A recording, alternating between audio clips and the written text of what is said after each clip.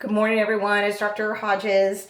And if y'all could see the setup right now that I have for holding this phone, it's bouncing precariously on four different jars for my face. I cannot find my little tripod, so that's why it looks kind of funny.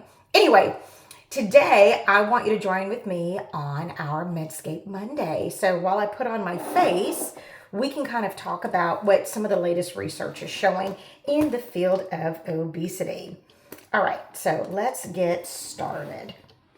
There was an article that came out. It actually came out last year. I'm going through some of my old Medscape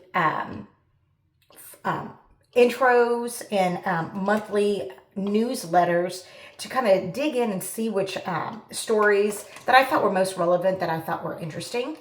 And there was one that came out really about the importance of protein and its effect on fat loss and on lean muscle loss whenever you're dieting. And so now my disclaimer for both of these is going to be they were not large studies. In the past, whenever I have discussed a study, and I'll reiterate this as a little quick tutorial. One of the first things that you want to look at whenever you're reading any kind of study is you want to see the sample size. That would be what we call our N. So N equals whatever. And the sample size is going to tell us how powerful that study is, meaning how relevant is it to your patient population. And because what you're trying to do is get rid of bias, meaning, is this study going to look skewed? Is it trying to favor one thing over another? There was a saying years ago, lies, damn lies, and statistics. And that is very much the case. And so whenever I'm looking at a study, one of the first things I always do is when you read the paper, it's going to say, there's the abstract, which is an overall summary. There's the introduction, and then there is the methodology. And in the methodology, that is really what's going to tell you how the study was designed. And you want to know how many patients were participating in a particular study. Because it's very interesting to me to see that some drugs that are coming out on the market today, the sample size is not really that big, or follow-up studies that have, and these are the things that might get published in the New York Times or, in some other online journal. They'll quote some of these studies, but then you actually look at the sample size and it's not that big, like a couple hundred people. And I don't know about you, but if I'm trying to make major changes to how I practice medicine, then I really want to make sure that it's a large sample size, because I know if I'm looking at a broad spectrum of people, then it will probably be more meaningful. So, for instance, there was a study that came out last year looking at a comparison between surgery, how the effects of surgery versus GLP-1 injections. That study included over 50,000 patients. That is a very powerful study, and it showed that surgery was 5 times more effective, or really you would lose 5 times the weight with surgery as you were taking an injection. That's a very meaningful study. I will say, with the studies that I'm going to discuss today, they were much smaller studies. They only included a couple of hundred patients. But I do know from other literature studies, and then also from what I learned in medical school, even though these are smaller studies, they really help to reinforce one of the mantras that I'm always talking about. So the first study that they discussed is they looked at a small group of patients, and they were trying to find, is there a difference between Pardon me. I just had to put on my glasses. So the first study looked at whole body workouts where patients were working out 2 times a week for 4 weeks. One group took in 1.2 grams of protein per kilogram of body weight, and one group took in 2.4 grams of protein per kilogram of body weight. What they found is that even with patients that were taking in more protein, so, generally in my practice, I will tell people, you've had bariatric surgery, the easiest thing to do is I want you to do 1 gram of protein per kilogram of body weight. Some sources say 0.8, but I just round up. It's easy. If you take your weight in pounds and divide it in half, that's how many kilograms you are. That's how much protein the average American needs on a daily basis. We're just going to make this easy. What this study was looking at is, are you going to burn more calories and more fat and carbs and have better weight loss if whenever you're working out, if you do more protein? And then what is that optimal protein amount? And so they looked at increasing it. Instead of saying 1 gram of protein per kilogram of body weight, they said, let's do 1.2. And then there was another group that they said, let's do 2.4. And even though the group that was doing 2.4, by default, they were taking in 180 more calories a day, they lost more body fat compared to the other group.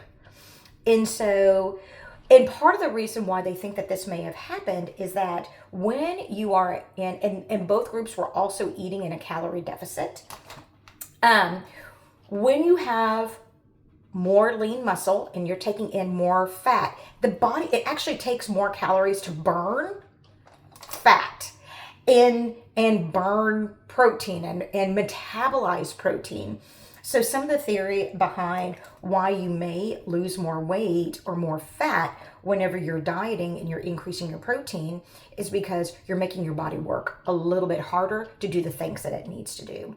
So the take-home message from this study that was looking over a 1 month period of time, the take-home here was do more protein, okay? Because it definitely showed that you would burn more fat the more protein that you intake. And I will tell you, if I have a patient that is coming to my practice and they have had bariatric surgery, well, even if they're doing medical weight loss, but particularly for my bariatric patients, if they're coming in and they have reached a plateau, the very first thing that I will tell them is that they need to increase their protein. If you increase your protein, you're going to break through that plateau. And it always works. And part of that is because you're forcing your body to work a little bit harder, number one. And then number two, you're not going to be, if you're in a calorie deficit, think about it this way. When you're in a calorie deficit, the body's going to get energy from somewhere. And so it's going to burn fat, but also lean muscle. Or lean body mass. And whenever you hear lean body mass, that really means muscle, okay? For all intents and purposes. And so if you are decreasing the amount of muscle that you have, you're burning that off, and you don't have enough protein kind of floating around in the system, then your body's going to retain fluid. And so I have certainly had some patients that will come to me. They're like, I'm working out all the time and I'm feeling the inches go down, but I'm not seeing a change at all on the scale. Well, I'll start to ask them about how much protein they're taking in, and they're just not taking in enough at all.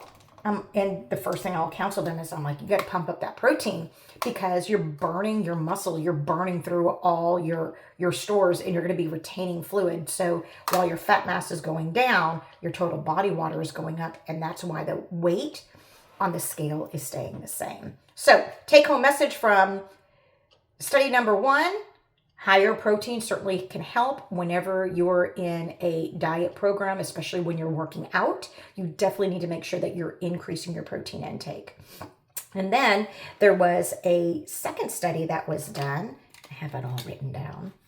where, again, they had patients training 2 times a week, and one where they intook 1 gram of protein per kilogram of body weight, and another one where they did it with 1.3 grams per kilogram of body weight. They looked at a 6-month period. They took a little snapshot of 6 months, of a 6-month study time. What they found is that the patients that took in 1 gram per kilogram of body weight, they lost 1.6 pounds of lean muscle. So they lost muscle mass. The ones that intook 1.3 grams of protein, they gained 2.8 pounds of lean muscle. And so what is that telling us? Again, when you're working out and you're in a calorie deficit, your body's going to get energy from somewhere. It's way easier for your body to gain energy from the food that we eat. It's just easy, okay? If it does not get it from the food that we eat, then guess what? It's going to get it from somewhere.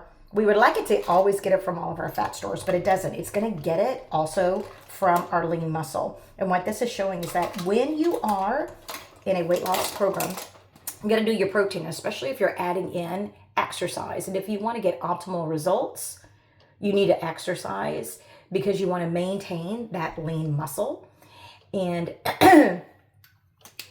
and if you don't, you can begin to lose lean muscle. And that's what this particular study highlights.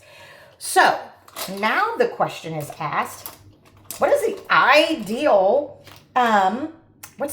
intake that you need whenever you're working out? Now, this is highly debated, okay? Because I always try to just make it easy for my patients, and I say 1 gram of protein per kilogram of body weight. What the take-home message from these 2 studies, and then from the author that was kind of summarizing and looking at these studies, was that when you are working out and you're in a calorie deficit, the optimal amount of protein would be 1.6 grams. However, if you can do at least 1.2 grams of protein per kilogram of body weight, you at least won't have lean muscle loss. And so maybe instead of doing, if you're slated to do 100 grams of protein a day, that would really be like you're doing like 120 grams of protein a day. So you're just doing 20% more over, okay? Now, if you're like, I don't like to do math, I'm not doing the math, then to make it easy, start off with taking what you would normally do for protein on any given day, like based on what your body weight is. So if right now, I think I weigh probably roughly, I'm just gonna make the math easy, like 55 kilograms. And so I need to do a minimum of 55 kilograms a day. However, with me wanting to work out, I would need to be doing anywhere from 75 to 100 grams. Now, if I did 100 grams, that's like 100%. I'm doubling it. So I know just roughly in my little pea brain, if I do like 75, if I do another 20 grams of protein, voila, I will be at the protein levels I need. And if you think about it, and if you're one of my patients, how many times do I say when you come in and your protein's down, I'm like, you know what? You just need to add in another 20, 30 grams of protein. As a good general rule of thumb, if you just add in to whatever it is that you're doing on the days that you're working out specifically, do another 20 to 30 grams of protein, you'll be golden. So like, let's say you normally do a protein shake in the morning for breakfast, and I'm about to drink mine. I mean, I'll be honest, here's my coffee. Gig 'em. I had my coffee in here. I only have 1 scoop of the Vital Protein. So this whole mug of coffee is only 5 grams of protein. However, on my way into work, I'm going to be drinking this, and this is 30. So I'm going to get 35 grams of protein just this morning. If I'm working out, then if I know that I need to take in at least 55 on any given day, then that means after I work out, if you are a woman, you have an hour. That's all we got. You got an hour so you can more effectively use that protein to rebuild your lean muscle. So if I was working out today, probably not, but if I was, then I would do another 20 to 30 grams. I'd probably just do another Premier Protein shake within an hour after I work. Men, you have up to 3 hours. So that's my take home message. Do your baseline, and then after you work out, do another 20, 30 grams of protein. So hope that this helped you guys. And if you have a buddy that is trying to work out, share this information with them, because if you're not seeing any movement in the scale, but maybe you're seeing some changes in your waistline, meaning your clothes are getting looser, you don't know why, it's probably because you don't have enough protein in your diet. So pump it up while you're pumping it up.